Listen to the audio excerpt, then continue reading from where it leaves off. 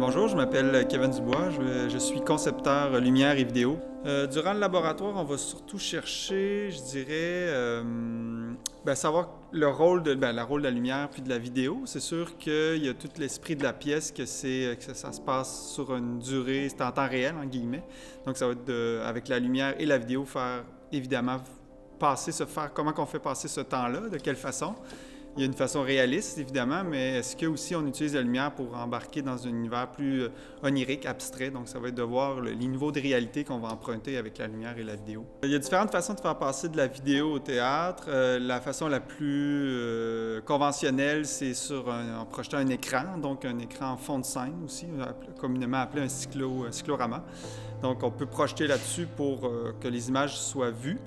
Ou sinon, bien, différentes avenues, ça peut être sur des corps, ça peut être sur... Tout peut devenir une surface de projection.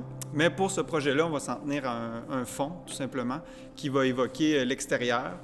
Du moins, notre première idée sera ça. Est-ce que ça sera ça à la fin? On ne le sait pas, mais du moins, on va explorer comme un aspect scénographique, donc planter le décor grâce à la vidéo.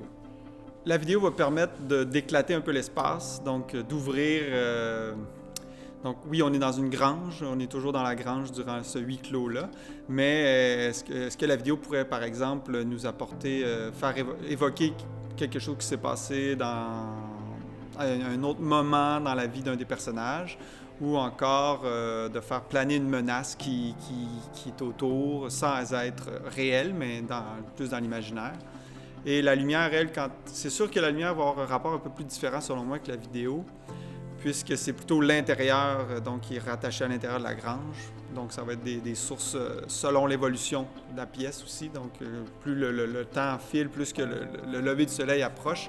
Donc cette lumière-là va être très importante pour camper la situation et l'aspect temporel. Quand on va sortir du laboratoire, ce que j'aimerais, c'est pour la vidéo, de trouver l'esthétique, parce qu'évidemment, là, on parle de décor, tout ça, mais est-ce qu'on embarque dans des images réelles ou on embarque quelque chose de plus graphique? Donc, ça serait de trouver l'esthétique de la vidéo.